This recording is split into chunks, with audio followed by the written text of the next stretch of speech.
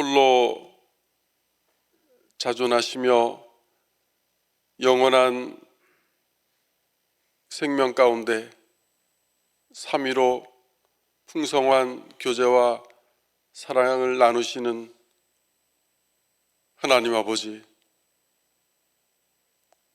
오직 주님만 영원하시고 썩지 아니하시고 보이지 아니하시며 주님께만 존귀와 영광이 있습니다. 오늘도 이 새벽에 저희를 주님 앞으로 불러주시고 오늘 하루를 살아갈 영혼의 양식과 또 삶에 필요한 은혜를 간구하려고 주님 앞에 나와왔습니다. 주님의 말씀을 듣고 주님의 이름을 부르며 간구할 때 저희 가운데 성령의 충만함을 주셔서 하나님을 더욱 가까이 느끼게 하여 주시고 무엇보다 우리의 구원자 되시는 예수 그리스도를 더욱 깊이 생각하며 사모하는 이 시간 될 수 있도록 도와주시옵소서. 예수님 이름으로 기도드립니다. 아멘. 네, 오늘 새벽에 보실 하나님 말씀 사무엘상 16장 7절 보시겠습니다. 사무엘상 16장 7절 말씀,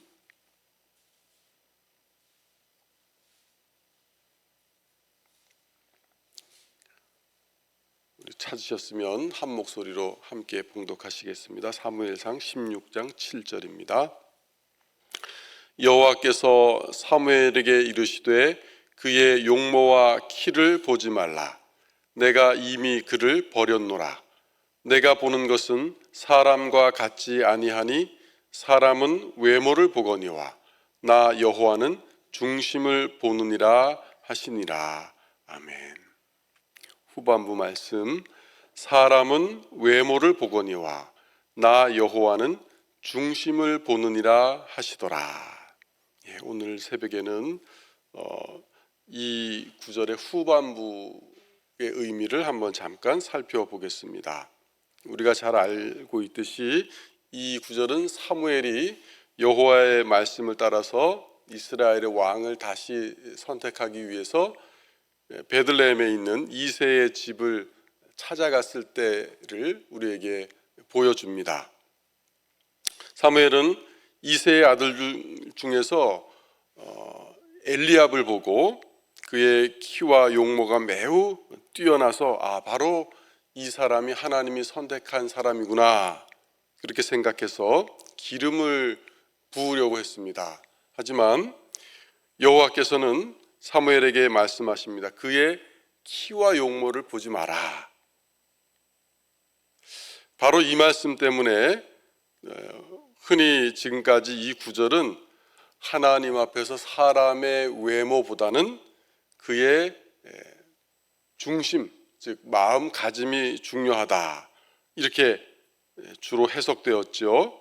그러나 과연 그런 의미일까 하는 것을 오늘 다시 한번 생각해 보려고 합니다. 하나님께서 사무엘에게 말씀하신 사람은 외모를 보거니와 나 여호와는 중심을 보느니라. 이 말씀이 우리가 지금까지 전통적으로 해석한 내용으로만 충분한가 하는 것이죠. 물론 하나님께서 우리의 중심을 본다, 우리의 마음을 본다 하는 해석이 전적으로 틀리다는 말씀을 아닙니다. 그러나 좀 더 다른 차원에서의 접근도 가능하다 하는 것이죠. 우선 성경을 보면 외모는 엘리압만 뛰어났던 것이 아닙니다. 다윗 또한 대단한 미남이었습니다. 밑으로 내려가서 12절을 보시면 이런 말씀이 나오죠. 이에 사람을 보내어 그를, 다윗이죠, 그를 데려오매 그의 빛이 붉고 눈이 빼어나고 얼굴이 더라. 여기서 빛이 붉고는 그 다윗의 피부색이 흰색이 아니고 붉은 젓갈색을 띠고 있었다는 것을 우리에게 보여주죠. 아담이라는 말의 어원에도 보면 붉은색, 젓갈색이라는 뜻이 담겨 있습니다. 그리고 이 성경에서 갓난아이 에서를 묘사할 때도 붉은 색을 가졌다, 그렇게 묘사하죠. 또 눈이 빼어나다고 했습니다. 직역하면 예쁜 두 눈을 가졌다입니다. 게다가 그의 얼굴은 아름답다, 그렇게 말했습니다.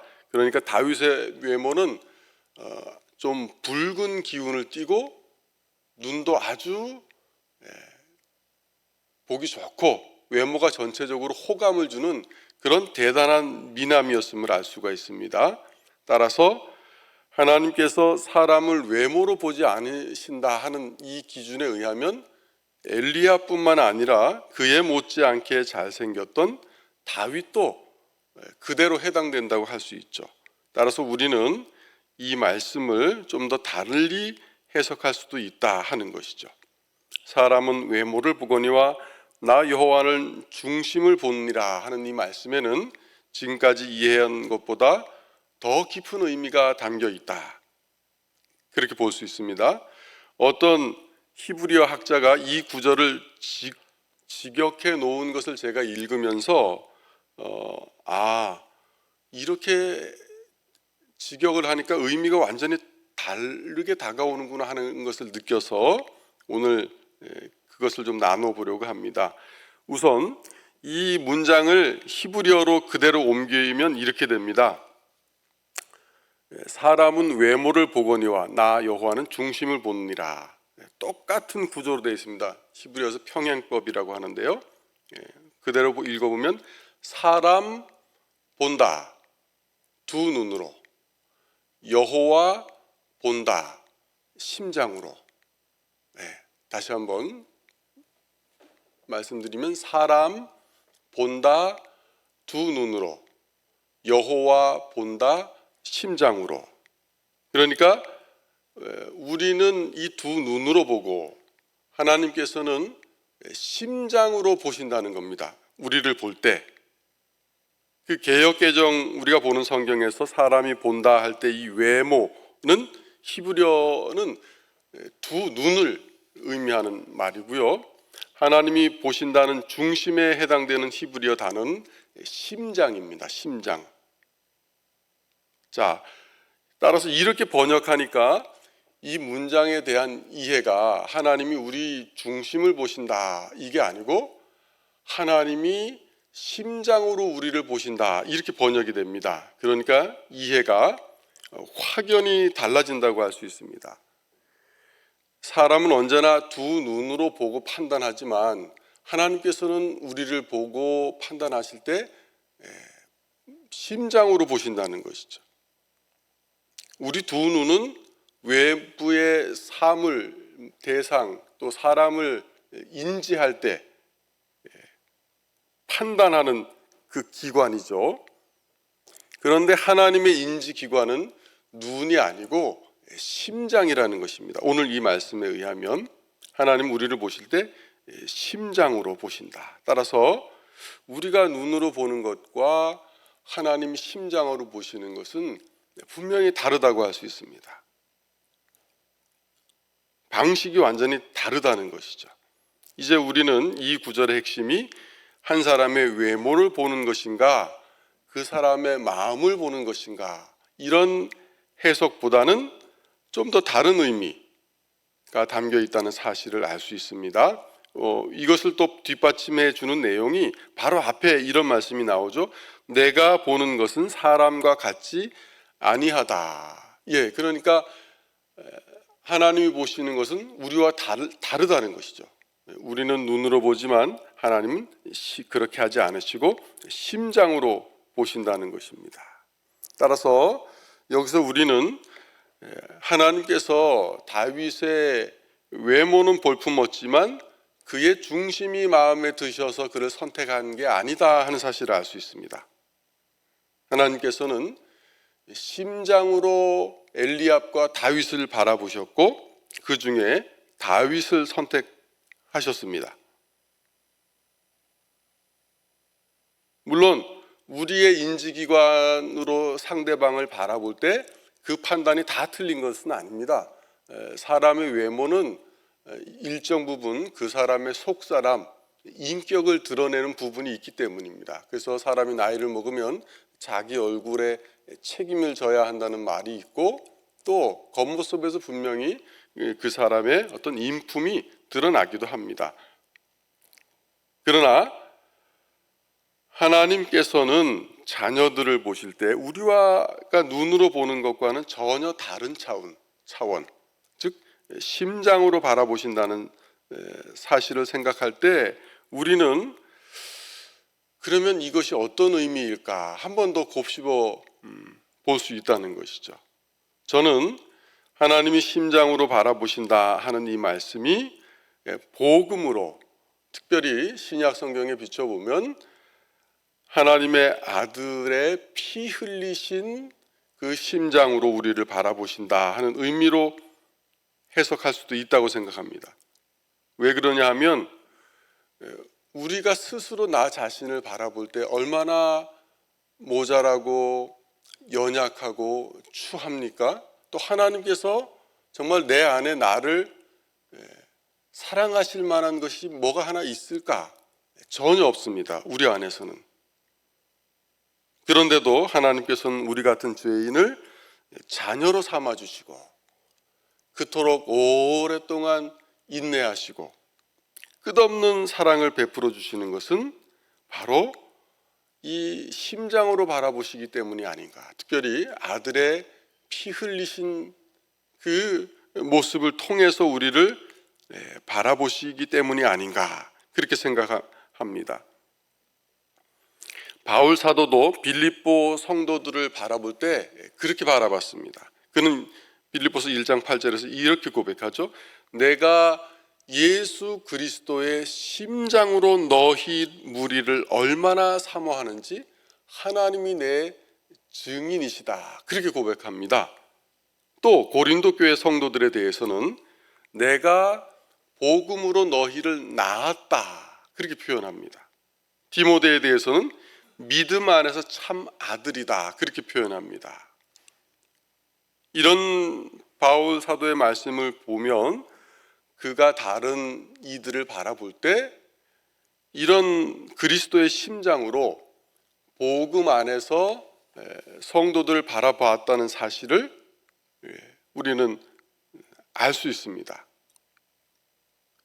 우리는 인간이기 때문에 하나님처럼 심장으로 남을 볼 수는 없습니다. 분명히 우리의 인지기관은 두 눈입니다. 두 눈을 통해서 상대를 보고 호감을 느끼거나 아니면 거리감을 느끼곤 하죠. 눈으로도 많은 것을 보고 판단할 수 있지만 그러나 분명히 우리의 눈으로 보는 데는 한계가 있고 또 선입견과 왜곡의 요소가 있다는 것이죠. 우리의 죄 때문에 그렇죠. 그런데 성경은 분명히 우리에게 눈에 보이는 것으로만 사람을 판단하지 말라고 경고하고 있습니다. 야고보서에서는 눈에 보이는 것으로 다른 사람의 지위나 출신 또 부나 학력으로 그렇게 사람을 차별하지 말라고 우리에게 권면하죠. 하나님께서는 우리를 그렇게 보지 않으신다는 것입니다. 하나님께서는 심장으로 우리를 바라보신다. 특별히 아들의 피 흘리신 심장 안에서 그 뜨거운 눈으로 우리를 바라보신다. 이 말씀을 곰곰이 묵상할 때 제 안에서 떨림이 일어났습니다. 그렇구나. 내가 나를 봐도 이렇게 답답하고 정말 추한데 하나님이 이런 나를 어떻게 사랑하실까? 그런데 하나님은 그 아들의 심장을 통해서 저를 바라본다는 것이죠. 따라서 우리도 이제 상대방을 바라볼 때, 형제 자매를 바라볼 때 이런 하나님의 시선을 통해서 보는 연습을 좀 할 필요가 있다는 것이죠. 특히 나 자신을 바라볼 때도 이런 하나님의 그 시선을 느껴야 합니다. 심장으로 하나님께서 나를 바라보신다 하는 말씀을 곰곰이 생각하면 정말 감격적이고 떨리는 일입니다. 하나님께서는 아들을 보내셔서 그 심장에 피를 흘리게 하심으로 우리를 구원하셨습니다. 십자가에 달려 돌아가신 후에 한 군인이 확인할 때 예수님의 옆구리를 찔렀을 때 피와 물이 분리돼서 쏟아졌다고 했습니다. 의학자들은 그 현상을 이미 심장이 파열됐기 때문에 그렇게 피와 혈청이 완전히 분리돼서 그렇게 피와 물이 쏟아졌다고 보고 있습니다. 그러니 하나님께서 그 아들의 심장으로 우리를 바라보실 때 얼마나 절절한 마음으로 우리를 보실까? 하나님께서 자녀된 우리를 얼마나 사랑하시는지 우리는 깊이 느낄 필요가 있습니다. 엄마가 자기 자녀를 바라볼 때 심장으로 바라보지 않을까요? 자기 속으로 낳은 그 자식. 보면 특히 자녀 중에 몸이 불편하거나 아니면 정신지체가 있는데 엄마는 그런 자녀도 그렇게 사랑스럽게 바라봅니다. 아빠는 그런 눈이 좀 부족한데 엄마들이 자기 자녀를 바라볼 때 정말 자기 속으로 낳았다는 것을 알 수 있어요. 이것을 이제 유비로 가장 많이 확대해서 본다면 하나님께서 복음으로 우리를 낳으시고 아들의 심장으로 바라보시는 시선을 조금이라도 우리가 더 이해할 수 있지 않을까 생각해 봅니다. 바울사도는 로마서 5장 5절에서 이렇게 말씀합니다. 소망이 우리를 부끄럽게 하지 아니함은 우리에게 주신 성령으로 말미암아 하나님의 사랑이 우리 마음에 부은 바 됨이니 이렇게 말씀합니다. 성령께서 이 아침에 우리 안에 역사하셔서 정말 하나님이 우리를 어떻게 바라보시는가 다시 한번 깊이 묵상하시면서 하나님의 그 절절한 사랑을 여러분께서 더 충만히 느끼고 오늘 하루도 하나님이 주시는 이 영혼의 양식과 또 하루를 붙들어 주시는 삶의 은혜 가운데 감사하면서 사시기를 바랍니다. 기도하시겠습니다. 하나님 아버지, 저희들은 눈으로 타인을 바라볼 수밖에 없습니다. 그래서 많은 왜곡과 선입견이 작용하고 또 상대의 깊은 것을 알지 못합니다. 그러나 하나님은 우리의 부족함에도 불구하고 심장으로 우리를 보십니다. 이것이 얼마나 하나님의 사랑을 다시 한번 생각해 보는 말씀인지 오늘 새벽에 잠시 생각해 보았습니다. 이제 이 말씀을 붙들고 기도할 때 정말 성령께서 우리 가운데 하나님의 그 심장으로 바라보시는 시선을 느끼게 하시고 특별히 예수 그리스도의 그 피값으로 우리를 구원하신 하나님이 얼마나 우리를 사랑하시고 우리에게 무한한 긍휼을 가지고 우리를 대하시는지 다시 한번 느끼며 하나님을 찬양하며 또 하나님을 향한 우리의 사랑도 뜨겁고 간절하게 불타오르는 이 기도 시간이 될 수 있도록 복을 내려주시옵소서. 그리하여 오늘 하루 우리가 세상에서 살 때 우리 마음이 기쁘게 하시고 하나님의 자녀된 그 은혜가 너무 기뻐서 우리 입에 찬송이 계속될 수 있도록 인도하여 주시옵소서. 예수님 이름으로 기도드립니다.